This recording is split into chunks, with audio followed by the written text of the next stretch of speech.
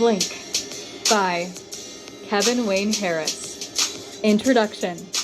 The air up here.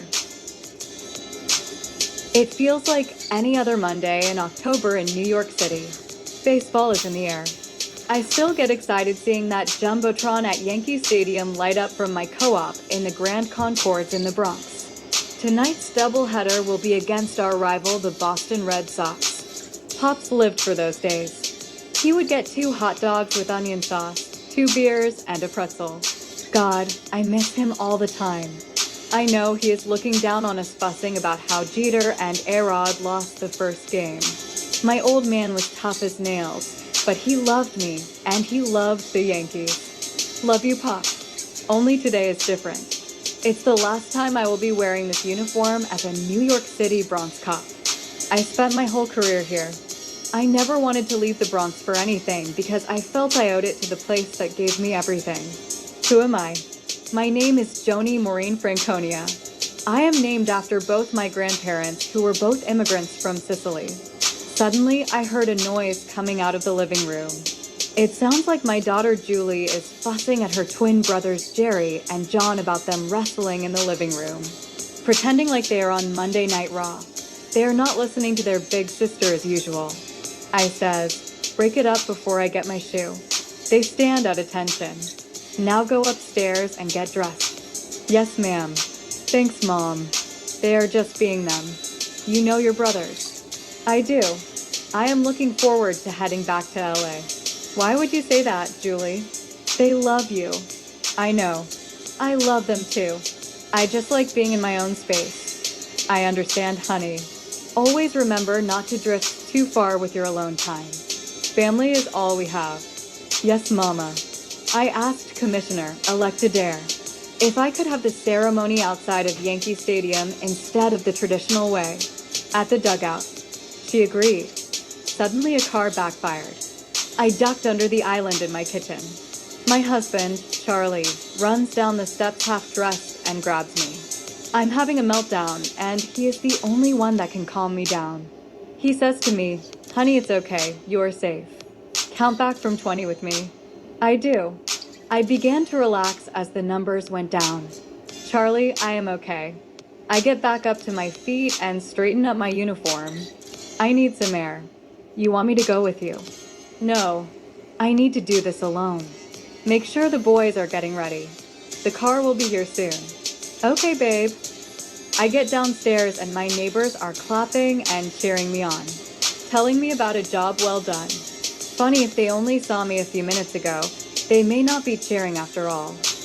Chapter 1. Breathe. The reason I spazzed out was because this time last year was my original retirement date. Only something happened that altered my plans and the plans of every citizen of the Bronx. We have a tradition that when officers retire, we do it big at Yankee Stadium. This has been going on since the 20s. My grandfather did it and my pop. Now it was my turn. Before retirement, we also would be treated to 2 tickets to a doubleheader. I did not want to go without Pops, but I knew he would want me to and carry out our family's legacy. The twins had stuff to do, and Charlie had to take them. So I asked Julie. She hated sports, but agreed because she loved seeing the players in those tight uniforms. That girl of mine. To be honest, I used to love me some Reggie Jackson. Mr. November. We walked across the street from our spot in the Grand Concourse, and Julie, just like when she was a child, made a beeline to the snack stand. While she did that, I saw some of the old heads in security. They were all former New York City, Bronx retired cops from my old precinct. Hey, Joni. Hey, Johnny. How's it going? That's Uncle Johnny to you, little girl. I mean Chief Franconia. He gave me a big hug. Everything is good. It's a beautiful day to whip some Boston Red Sox butt. I hear ya. Joni, your old man, lived for days like this. He would go out of service just to watch the 9th inning or stop a car right in front of the stadium to hear the guys playing.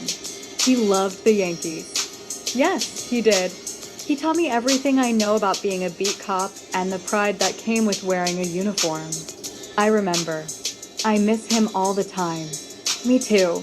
Now I am holding back the tears. Hey, great seeing you, Uncle Johnny.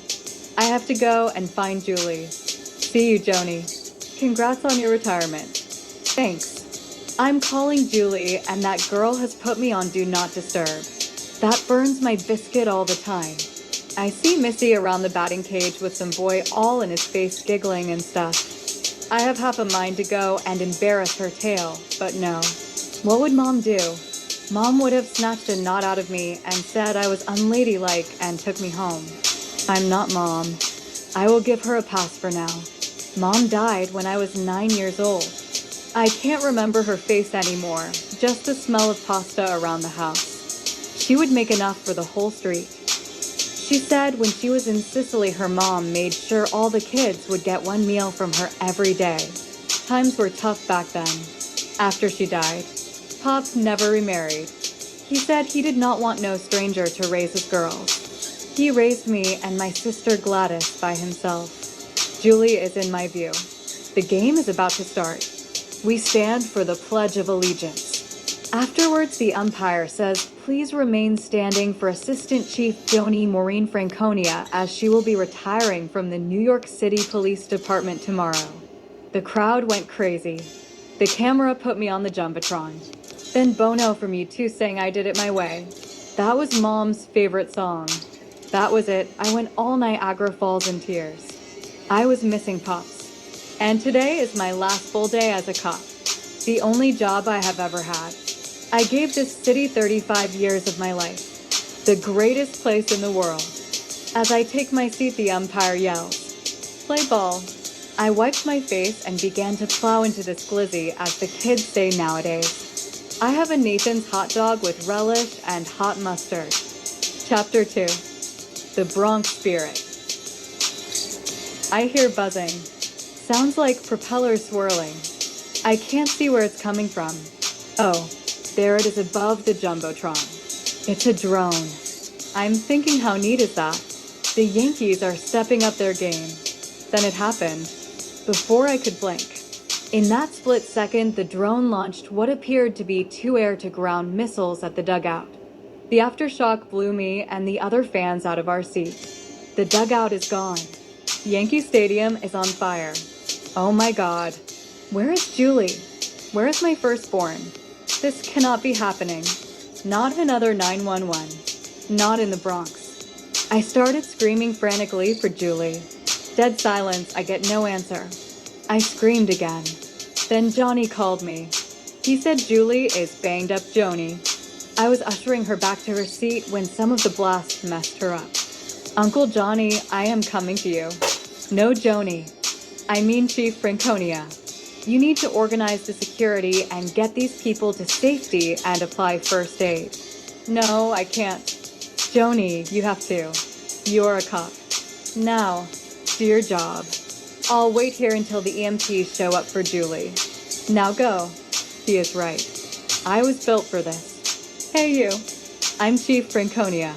Use your radio and call all the guys together. We have to help as many people as we can. Okay, Chief. Thankfully, the EMTs are always posted outside for the games. I called the commissioner to report what happened. Hello, Joni. What happened? Not sure, sir. 1 minute I am standing for the pledge. The next minute I was blown over my seat by a drone attack. Did you say a drone? Yes, sir. I saw it with my own eyes. It launched 2 missiles towards the dugout. What's the casualty count so far? Not sure. If I were to guess, in the thousands. First base and all the fans are gone. Pop called me. How is Julie? That man. You know Pop. He cannot hold water. She is hurt. Your father stayed with her until help arrived. He ordered me to supervise this mess. That's Pop. A cop through and through. I'm glad she's okay. Being this is your last day on the job. Let me stop you right there, sir. I am not retiring until I get a chance to put my foot on their neck for what they did. Joni, are you sure? Yes, sir. Okay. You will be heading this investigation. Yes, sir. They tried to kill my baby girl. It's on now. Joni, play this one close to the vest. We cannot make any mistakes while the world is watching us again. Remember 911. The Anti-Terrorist RV Command Center will be there shortly. Thank you, Commissioner. Click. Buy the book, yeah right. Once I catch up with whoever did this, all bets are off. Chrome to the dome. Chapter 3. When lines are blurred. The RV finally made it. I made my way to East 161st Street. I saw Captain Spitz. I tell him to call all the alphabet organizations and let them know to stand down for now until we know more. We have enough people here as it is. Then call Transit Authority and stop all trains at the Grand Concourse until further notice. Okay, Chief. Lieutenant Gonzalez. Start blocking all the streets up to the Harlem River. Reroute everybody back to Yonkers. Yes, Chief. My phone rang. Now what? I said, it's Charlie. Hello, honey. Hey, Joni. Are you and Julie okay? What's going on at the stadium? It's all over the news. I'm thinking to myself I don't have time for this right now, but here goes. I am fine. Julie was airlifted to Jacoby. She was hurt during the blast. Can you get over there? I am heading the investigation as to what happened. Are you meeting me and the boys there? No, honey, not right now. Call me when you get there. Love you. Click. Rude, I know. I just don't have time to be wife, mom, and chief all at the same time. I must choose chief for now. Gonzalez, what do we know so far? A patrol officer found a high-end remote control in the building over there. Possibly it belongs to the drone, but we are not sure. And the drone. Not found yet, Chief. Check all the CCTVs in the area and ATM machines. I'm on it, Chief. Sergeant Perez walks in after Gonzalez with his head down. I said spill it. Perez, what's wrong? We have had over 10,000 injured and 6 casualties so far. We cannot get a full count until all the debris is removed. Call Fire Chief Lewis. Let him know we need every truck he can spare from New Rochelle all the way to Harlem. We need to help those that are trapped or have passed away. Yes, Chief. Perez, I need your head in the game. We must mourn later. Yes, ma'am. I don't blame Perez. That news almost knocked me off my feet. Heavy is the head that wears the crown. I can't crack under pressure. Too much to do. Who would do such a heinous thing to innocent people? Why would they only choose the dugout and not the whole building? Strange. I got another call. It's the Bronx borough president. Great, another unqualified person to tell me what to do. Madam President. Hey, Joni. How are you doing? All is well. Joni, this is your girl Nessa from Mrs. Edna's class in the 3rd grade. Don't get brand new. Vanessa, I don't know what to feel. This place looks like a sight from the Middle East. I know. You got this. What do you need from me? Red Cross, the National Guard, and a whole lot of prayers. Consider it done. I'm calling Governor Cuomo after I hang up with you to scramble the guard. Hang in there. Call me if you need anything else. Thanks, Vanessa. Chief, you need to see this. More good news. Geesh. Perez, what else can go wrong? The mayor of New York is on the television giving a report saying that it was a terrorist act committed by the Hamas, retaliating because of a bombing in Iraq. Lord, why did Tommy Dummy do that? Now there is going to be a witch hunt for all Muslims in the city. We do not need that confusion. This is trying to shape up like a baby 911. I was a sergeant back then. I can still hear the screaming and smell the smoke from the towers. Chief, I was just out of the academy. Perez, this feels different. How so? My gut is telling me this is more personal. It's a cover-up for something, but what? TBD. Charlie texted me. Julie is out of surgery and doing well. I need to apologize to him from earlier. Traffic is gridlocked still. I am going to see if I can use the helicopter to take me to Jacoby. We lift off, and I realize why I keep both feet on the ground. I must admit the Bronx is beautiful from this view, aside from the smoke coming from Yankee Stadium. If the last thing I do, we are going to get those responsible. We land at Jacoby, and all the reporters swarmed the helicopter wanting to know the latest information on this terrorist attack.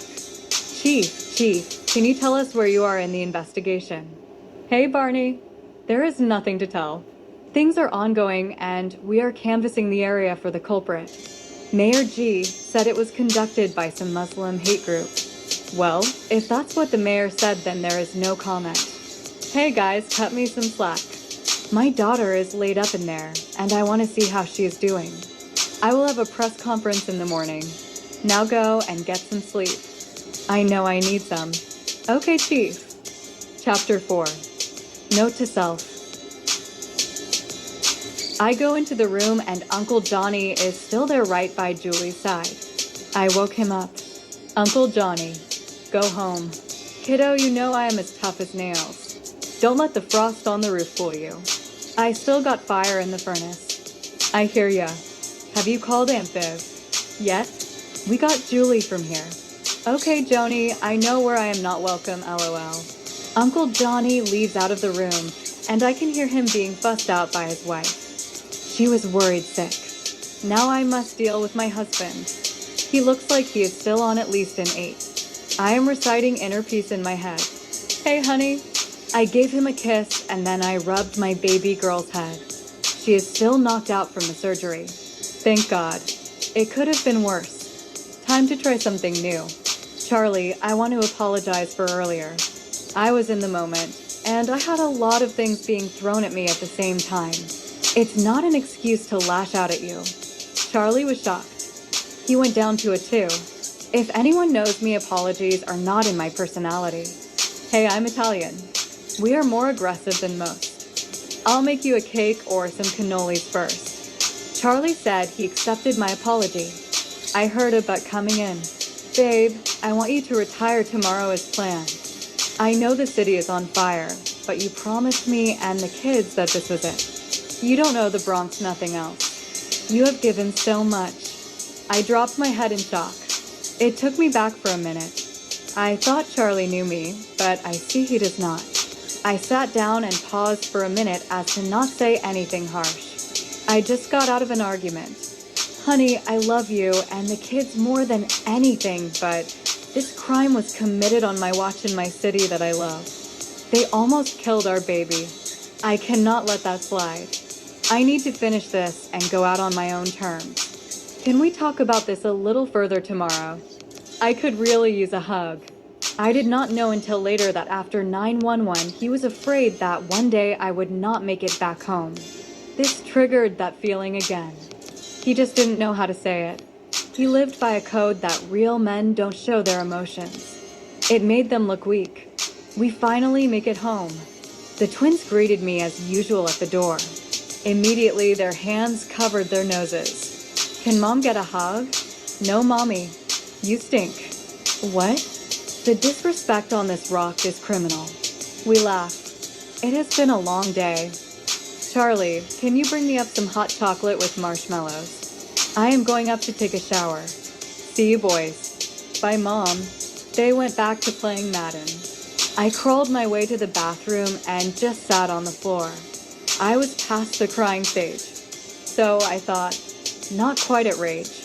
I was lost in translation thinking that I am in charge of finding a killer in the largest city in the United States. No pressure, right?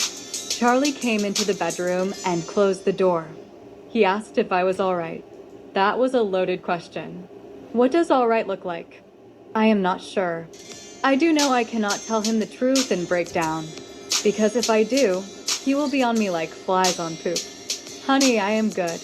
I get into the shower and let the tears out then. Okay, Joni, get it together.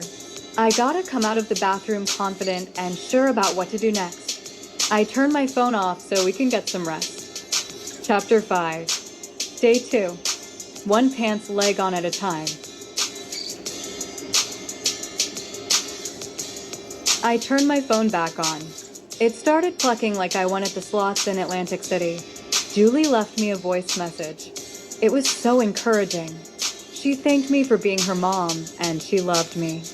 I'll return calls after I eat my breakfast and get my first cup of coffee.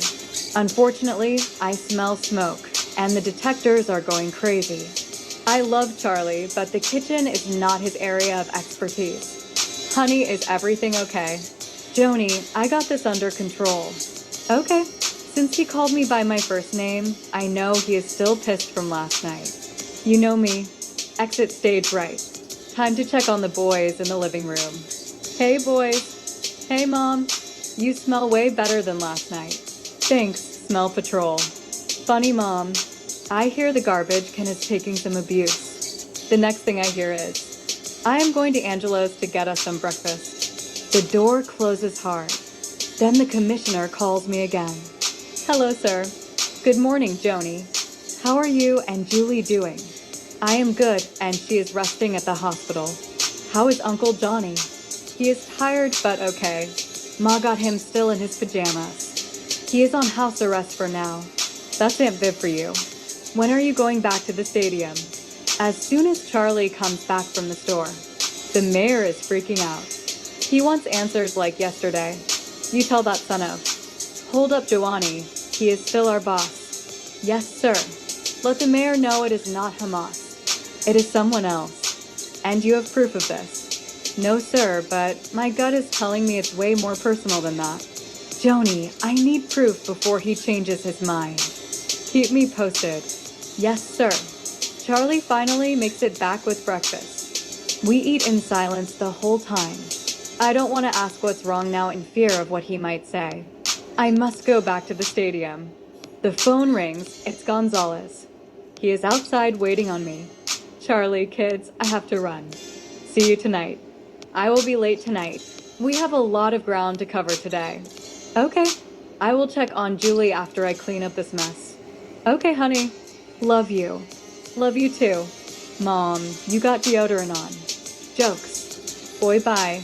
Good morning, ma'am. Good morning, Raymond. How is the search and recovery going at the stadium? So far, so good. The mayor has hired McKissick Construction to help with everything. Sounds good. We arrive at the command center, and the phones are ringing off the hook. From the alphabet agencies to families of the missing fans, to every reporter from here to London. I tell my team, if I can have your attention, please. For those of you who do not know me, my name is Chief Giovanni Franconia. The Bronx is my home. I was born and raised here, and I have been a police officer here for over 35 years. I brought you here because you're the best at what you do. All I ask is that you dedicate as much time as you can on this case. If you cannot, then there is the door. Detective 2 being the senior officer. He has been here longer than me and said, Chief, we got your back. Let's get these people before they kill again. Great. Anything new since last night? Yes, ma'am. Spill it, Rollins. We have a picture of the guy who possibly did it. Please tell me he is not Middle Eastern. No, ma'am. Who is he? Not sure. We passed his picture to the other agencies, and we are running him through the AFIS system. Captain Spitz, you are now our public relations person. Chief. Don't chief me. You tell more war stories than the law allows. Yes, ma'am. Everyone else, I want boots on the ground. Go door to door old school and find out who he is and where he is today. Yes, ma'am. Everybody starts leaving. Gonzalez, I need to talk to you. Have a seat. I need your help. I need someone to watch my back, because if this goes south, everybody and their mama will be gunning for me. Me and you were partners many moons ago, and you are the only one I can trust to get it done. I'm not asking as chief. I am asking you as my friend. Joni, we were born at Jacoby the same year. I got you no question. Even though it was me you should have married, being I knew you first. Let's not go there. You were a pretty boy, and I needed someone that was not a part of my world. Someone like Charlie. You were a hoe anyway. You slept with Tina Jones. Chief Coulson's side piece. That was not my fault. She said she had a sugar daddy on the force. I did not know it was that high up. Okay, you keep telling yourself that. Good thing I covered your behind, or else the chief was sending you to Staten Island as a school officer. Thanks, Chief. I owe you big time. Sure. We laugh. On that note, let's go back to the stadium.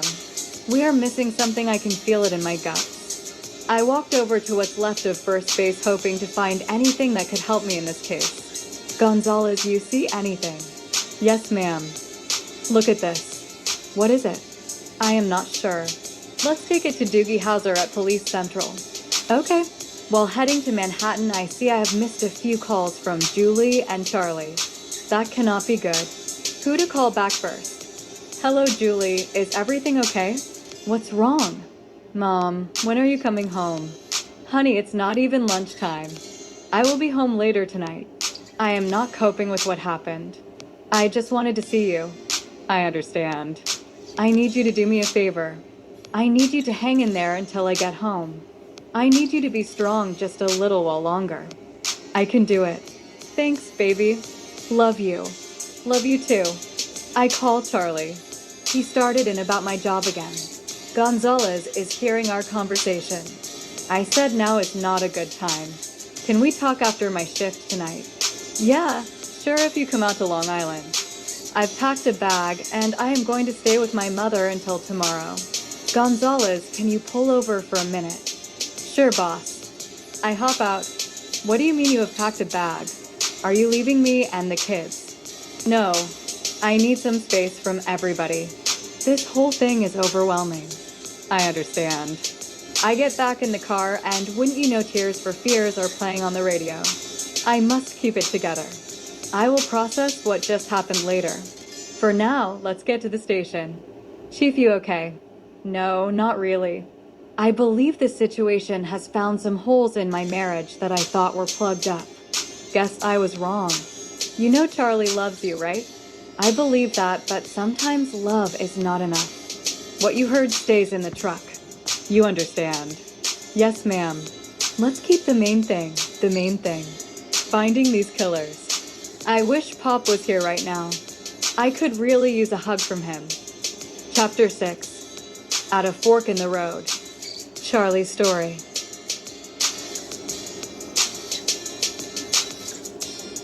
Charlie is leaving the co-op on his way to the train, when as usual it's late. So, he decides to stop by Milton's Tavern to get a Sam Adams long neck. Who does he run into? Loudmouth Larry, aka Charlie's childhood bully, turned into a so-called friend. Charlie turns to walk away, but Larry sees him and says to him, "Hey Charlie boy, come here and toss one down with me." I hate being called Charlie boy. It feels like middle school all over again. I am busted now. I have a bad feeling about this, but who can turn down a free beer? Larry used to be my worst nightmare, then one day he helped me out of a jam, and we have been friends ever since. I distance myself because he stays drunk too much and Joni being a cop covered his, but in a lot of bar fights or drunk in public complaints. Charlie Brown, how you been? You know me. Life is good.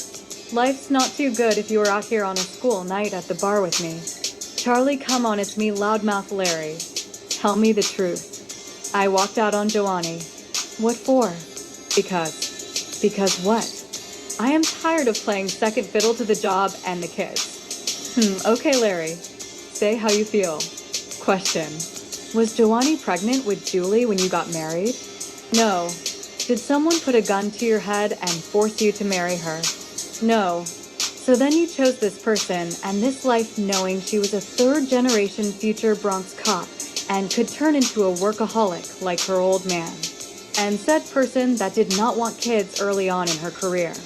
Yes. Larry took a sip of his scotch and soda and said this. Charlie, I have had 3 wives, and I have 5 children with nothing to show for it. I'm at this dump almost every night. Hey Larry, watch your mouth. Sorry, Donnie. He gets sensitive sometimes. I came here because I am lonely, and the apartment gets big when you are always by yourself. My kids hate me. I have only these jerk-offs. Hey Larry, this is your last time I am warning about your mouth. Sorry, Donnie. The point is you have a loving wife. A bossy and scary one at times, but loving. Honestly, she scares me a lot. Charlie, don't get into the habit of walking away. You will get used to it, and pretty soon you won't have a reason to come back. Go on to Mrs. C's house. Get some home cooking. Call Joannie and tell her how you feel. Then let the chips fall where they may. Capiche? Capiche? Salut.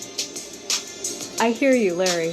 Who knew a drunken mouth can speak a sober truth? I guzzle the last of my free beer down and head to the subway. Later, Larry. Later, Charlie. I got on the train and I was thinking about what Larry said. He was right. We must sit down and talk. We have come too far. Mom will be glad to see me. It's been a while. The twins got me all over the place with this AAU stuff. I must do better. This homeless guy decides to sit right next to me as if there are no other seats. I don't want to be rude, but he stinks. Then he asks me for a cigarette. Yo, my man, I do not smoke. It's bad for your health. I didn't ask for a lecture, I asked for a square. Again, I don't smoke, sir. Then he started staring at me. I'm thinking, here we go with this. I can see the news now.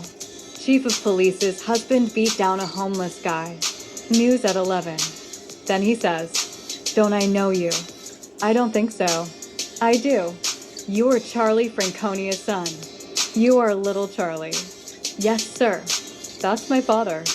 You used to run around the store with your pop guns playing cowboys and Indians with your sister. Those were the days. Sir, how do you know my dad? Everyone in Central Islip knew your old man. He looked out for us kids. I watched him beat a robber down with a broom handle. Afterwards, he called the boy's father. His dad showed up with a belt and tore him up again. Made him apologize. Your old man let him work in the store to pay off his apology. No school like the old school. Charlie, you headed to see your mom. Yes. It's been a while since Pop died. It doesn't feel the same. He is not sitting in his rocking chair fussing at the paper boy for throwing his paper on the sidewalk. Did you take over the store? Nope. I wanted to do something for me. The store was his dream, not mine. I went to college to be an architect. How did that work out for you? It didn't. I met Joni, a criminal justice major. We got married. Had Julie. That's when I decided to give up my dream so she could pursue hers. I stayed home and watched my little girl. Then the boys showed up and I never went back to school. So why are you here on the train, bags in hand going to your mother's and not at home with your family? Talk about déjà vu. Larry, now him. Now that she is made chief, I feel like her job is the other man. We eat, sleep, and talk about cases all the time. Our intimate times are now scheduled between murders. I'm just burnt out. It's not fun anymore. Now this bombing at Yankee Stadium is one more thing added to the plate. Homeless Harold paused and said this. Contrary to belief, I used to be a hedge fund guy on Wall Street, managing millions of dollars for people. The problem was my wife hated being rich. Charlie, like you, I was a descendant of immigrants. I told myself I will never wash dishes in a restaurant like my old man did for 40 years. All he got was a cheap watch and a gift card for 2. I slipped into a life of recklessness. I went to a party with my so-called friends, and someone slipped me a Mickey. I was dying while they were all laughing at me. When I woke up, I was in Einstein Hospital with amnesia. My wife left, and all my possessions were gone. My friends blamed it on me. I lost my license on Wall Street. Here I am. Joni does not mean to be obsessed with success. It's a learned behavior. Make it plain in a non-threatening conversation. Talk to her and not at her. That can bring a defensive stance out of anyone, especially people from the Bronx. Thanks, Harold. No problem. That'll be $20. Did you hustle me? Nope, I'm cheaper than the shrink. We both laughed. That you are. I got off at my stop and started climbing my nemesis, the stairs. Chapter 7. Does my mask still fit?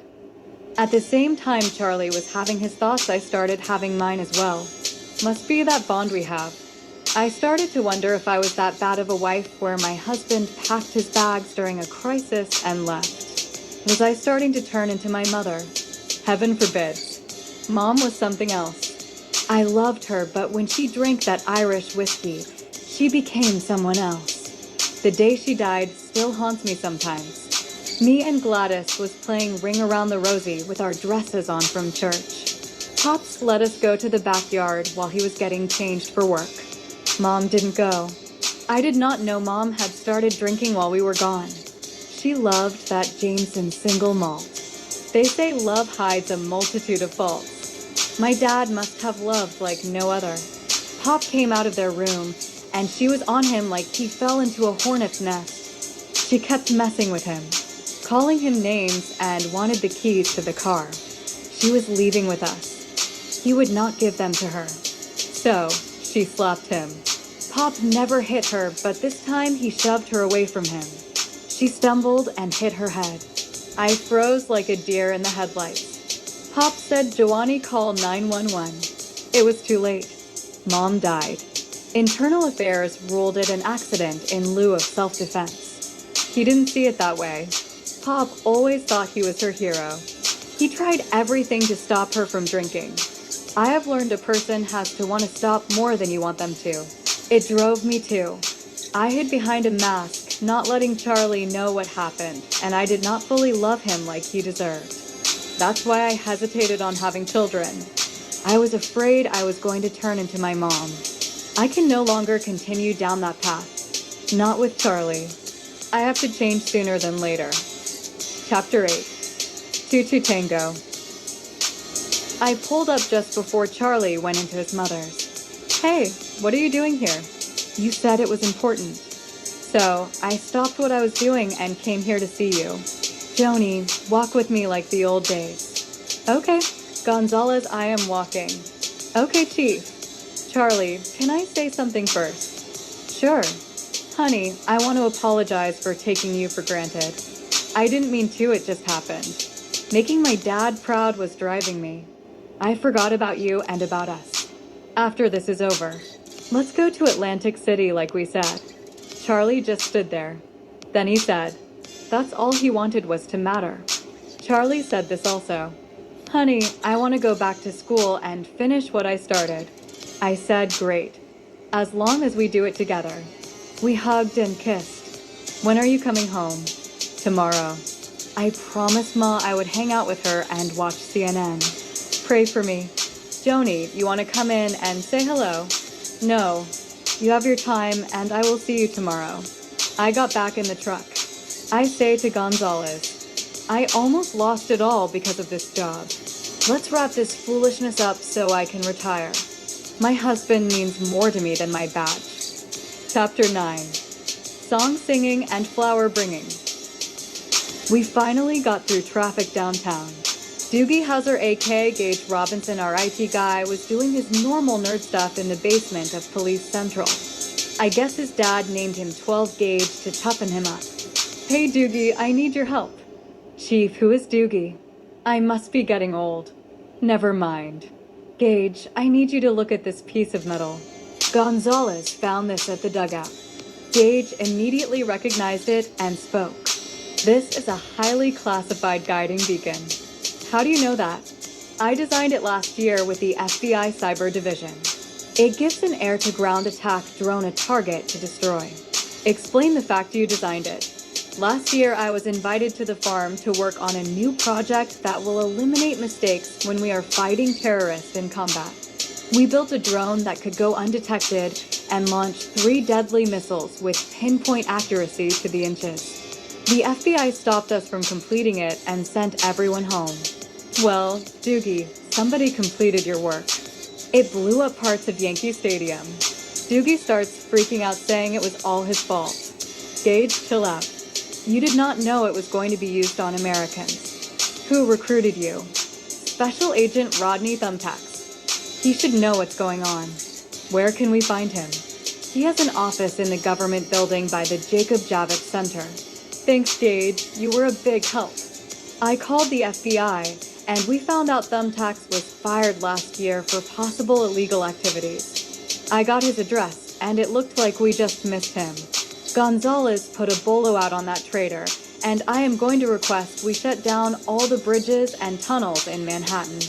Gonzalez, how are we on shutting down the city? It's a no-go, Chief. The mayor said it is not a Manhattan matter. It's an uptown one. Why that bald head good for nothing? Chief, I know we still work for him for now. Call Gage and have him pull any CCTV footage he can find as to the whereabouts of Special Agent Trader leading up to his brownstone. Time to find a needle in a bag of needles. Yes, Chief, I am on it. The phone rings. It's Captain Lewis Fugitive Squad. Hey, Tony, what's up? Good news. We found your guy. Where is he? He is in the Lincoln Tunnel stuck in traffic. Thank God for New York traffic for once. Call Homeland Security and have them detain him on the Jersey side. Yes, Chief. Gonzalez, get me to the helicopter. We need to get to Jersey quick, fast, and in a hurry. While in flight, we got the call from dispatch that Thumbtack saw the lights at the checkpoint and jumped out of the car to try and run away. A trucker not paying attention looking at his cell phone pancaked him. New York DOT is trying to scrape him up with a shovel. Meanwhile, Homeland is searching through his car for any clues as to why he would risk his life like that. Homeland recovered the drone and the SIM card. It was all intact. Gonzalez, let's go back to Doogie and see what's on this SIM card. Chief, if it's okay, I need to leave a little early today. I need to go home and see my parents. Is everything okay? Yeah. Mom has not seen me in a while. She is worried about me. She knows I am working on the case. Okay, let's start up again first thing in the morning. I need to see the twins anyway before they burn the house down. Julie is doing a Charlie and is headed to her grandmother's. While in flight, Charlie sent me a sexy text. It was sweet. We landed back on top of Police Plaza. Gonzalez heads home. Little did I know he was not so happy to see his parents. I saw his parents every so often when we were kids. I never saw them together at the same time. I found out why later on. Chapter 10. When Love is Not Enough. The Gonzalez Family. Can you imagine being a b-boy back in the day? One of the greatest graffiti artists in the city. Till one day you decided to become a cop. He was a sellout, pig lover, and anything else they could think of. Juan knew his heart this was the right thing to do for his city. When he was a teenager, he had seen an old lady get mugged at the park.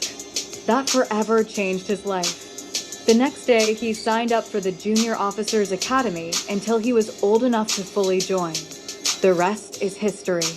What's outside the house was not the problem. It was inside. One pulls up to the block and sees his Poppy. That old man still gives out candy to the neighborhood kids. He sees me walking up. Hello, son. Hello, Poppy. Hello, fellas. Hey, Juan. Fellas finish passing out the candy. Little Hector has had enough. Okay, come on, Juan. Come inside. You are messing up my street cred. I still gotta live here. Coming here all full metal jacket. Looking like RoboCop. Pop, this is my everyday uniform. I know. Next time wear a jacket or something. Yes, sir. Where's Ma? She's upstairs watching Laina de Amis on the Telemundo network. I tell her it's rotting her brain out. Poppy, not nice. What? It's the truth. After 55 years, I can't tell her the truth in my own house. We open the door, and sure enough, she is engrossed in the show, like Poppy said. I kiss her on the cheek, and she does not blink. Hey, Ma. Hey, Juan. Sit down and be quiet. This is the good part. Miguel is about to wake up from his coma to find out his wife has had a baby with his twin brother. Interesting, Poppy says. Now you see what I was saying. I heard that, Delphine. Pop just threw his hands up and walked into the other room. My parents live in separate bedrooms. Why I do not know. When me and my brother Ramon left, he moved to our old room. I never knew why until now, while the show was on commercial. I asked, Ma, why do you sleep in separate rooms? Well, I guess you are old enough to know. Me and your father were never in love with one another. By the time we realized it, I was pregnant with you. Then Ramon came shortly after. We pretended to be a family for you and Ramon's sake. I wanted to leave, but I had no money or education. I was stuck. Me and your father decided to separate and still live in the same house. and sleep in separate rooms. I'm sorry, Mommy. Don't be. Your father is a good man and a great father. We are just good roommates now. Is this why I do not have grandkids from you? Mom. Don't mom me. What's the problem? I am a little afraid of commitment if it's going to turn out like you and Poppy. Son, hear me good. Our choices were our own. Take a chance on love. It's not good to be alone. Find you a good Puerto Rican girl. Mom. What? I love all people. Just saying. Yes, ma'am. Juan, I got to get back to my stories. I love you. Okay, Ma. See you next week. Poppy. I'm leaving. Love you. Love you too. Chapter 11. Eyes wide open. Gonzalez picks me up and we're headed to Police Plaza. I asked how it went with the visit. He said it went well. I found out my parents are just good roommates, and they're not in love with each other. Life happens. It can turn on a dime. How are you with that information? Relieved. The truth hurts, but now I can heal from the dysfunction. Makes sense. We arrive at the station. While going down the elevator, we ran into Mayor Mayor G, and the police commissioner. I tried to avoid them like COVID, but the mayor saw me. He called my name. I stopped and turned around and spoke. Hello, Mr. Mayor and Commissioner. So where are we at in this case? Sir, so far, we have recovered the device, and we have a pretty good idea about who we think orchestrated the attack. His name is Special Agent Thumbtacks from the FBI NYC field office. Commissioner, we need a press conference to give the world an update. I have that look on my face thinking to myself, read the room, Mayor, but he didn't. Gonzalez grabbed my arm and said, let this one go. I can't. I got too much of the Bronx in me to let it slide. Sir, that's a bad idea. Why is that, Assistant Chief? Because we don't know how far this goes and who else is involved, sir. You would be tipping the other people. This took a lot more people than one rogue agent, sir. Allow me and my team to continue to do our jobs. What do you think, Commissioner? She is right. Joni is the best we have. Let's give her more rope to close it out. Chief, you have until Friday. After that, all bets are off. Yes, sir. Chief, call me with any new information. Yes, sir. They walk away. I am thinking to myself that encounter was a complete waste of taxpayers' dollars. Retirement cannot come soon enough. We finally got back to Gage. Gonzalez hands him the SIM card from the drone. While we wait, a red light starts flashing on the computer. Doogie says it's a DOJ-level password on here. I said, can you open it or what? We need what's on that card. Yes, ma'am, I can open it, but should I? We are talking about the Department of Justice. Son lives were lost. I don't care if Obama is on there cross-dressing like Caitlyn Jenner. We need to know. Doogie figured it out and got it unlocked. Got it, Chief. Cool. The video started running and everyone was silent. What we saw we could not unsee. Did they mean to record this? No, ma'am. It came on by itself. Is this who I think it is? Yes, ma'am, it would appear so.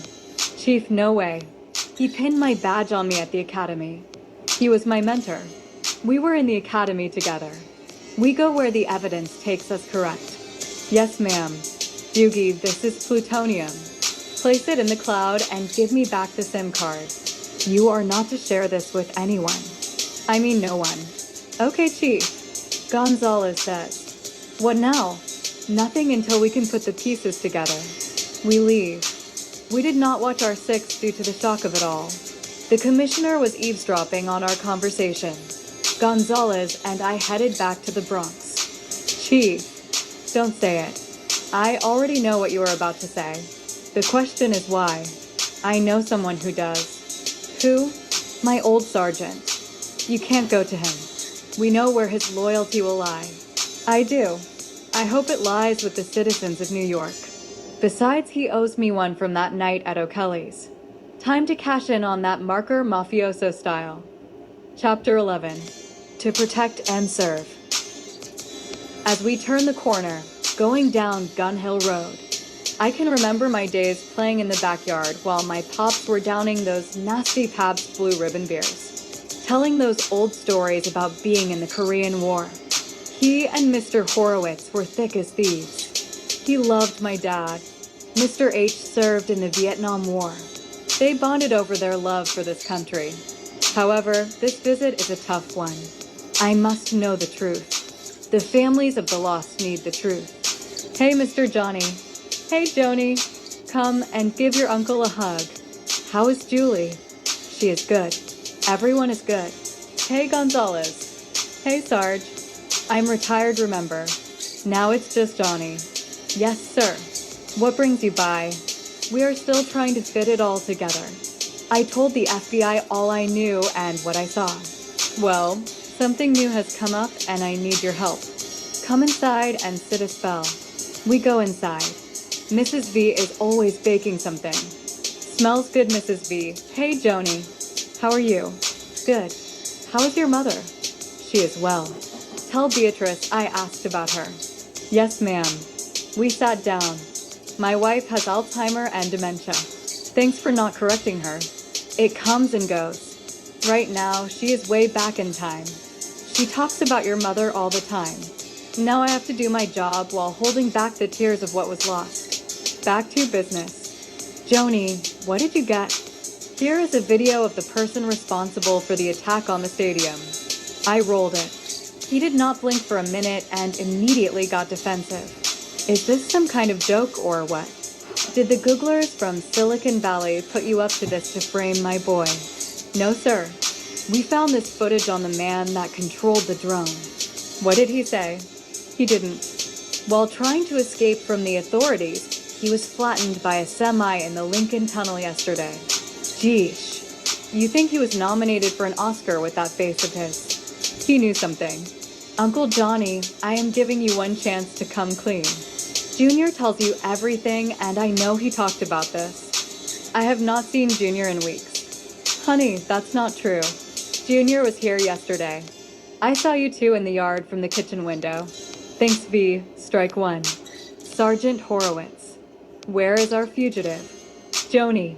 That's Chief Franconia right now. Chief. That's my son. Gonzalez. Place Sergeant Horowitz under arrest for interfering with an ongoing investigation of a terrorist act. Read him his Miranda rights also.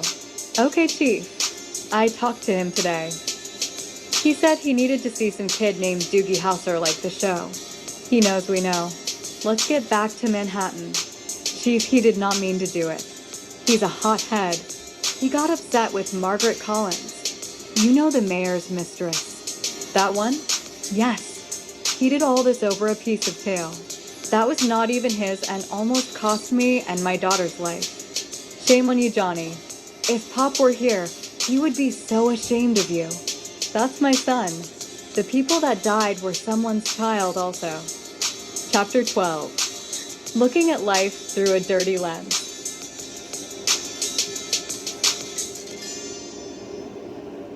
The phone rings. It's Doogie. Hey, Doug, what's up? Hello, Joni. Oh, crap. It's Commissioner Horowitz. We have been looking for you. I heard. My old man called me right afterwards. I put my hand over the phone to tell Gonzalez to trace this call.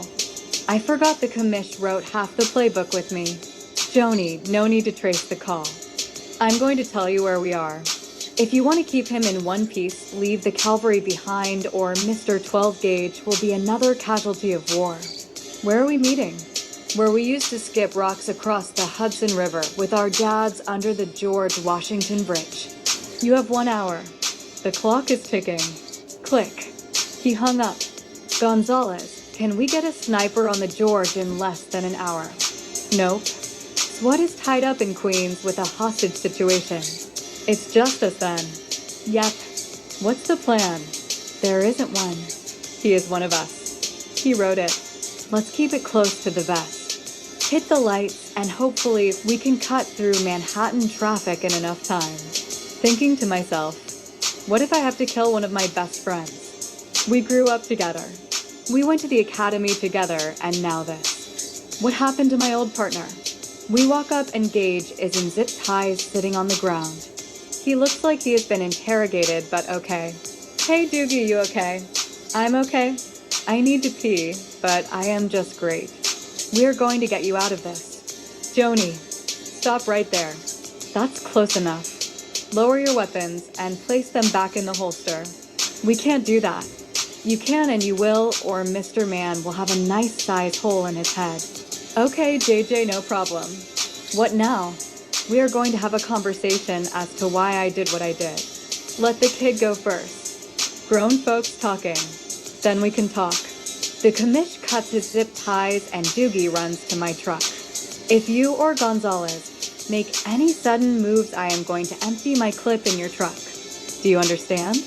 Yes. After Marlene died, I became empty inside. Bitter. Felt like life was not worth living. My kids blamed me for everything. Not being there for her and not being home for them. They wished I was dead instead of Marlene. Honestly, no lie. I wished it was me also. One day last year, I had a function to go to in Queens.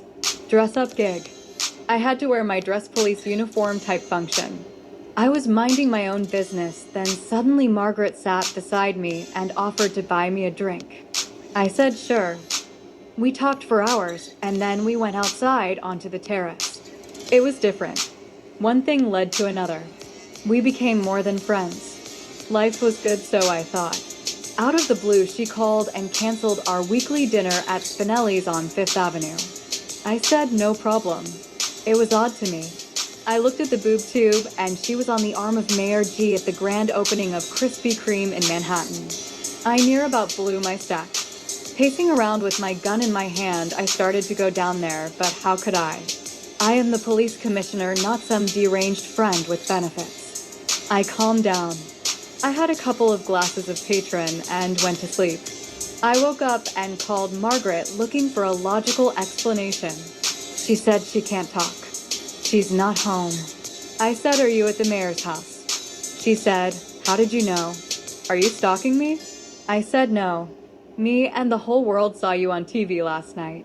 Oh, is right. How could you play me like that? I thought we were getting serious. JJ, you thought wrong. I am my own woman. It was fun, but now I have got someone that can get me to where I want to go. You are just a two-bit cop. I need more than that. Click, she hung up. I snapped. I decided I was going to end him and her. But how?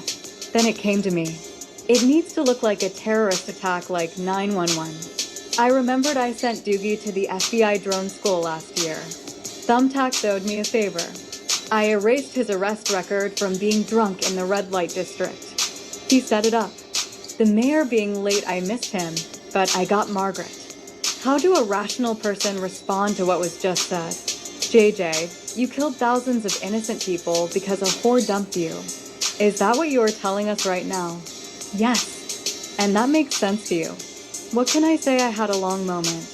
Like the time you had won at O'Kelly's when you pistol whipped that guy who beat up his girlfriend.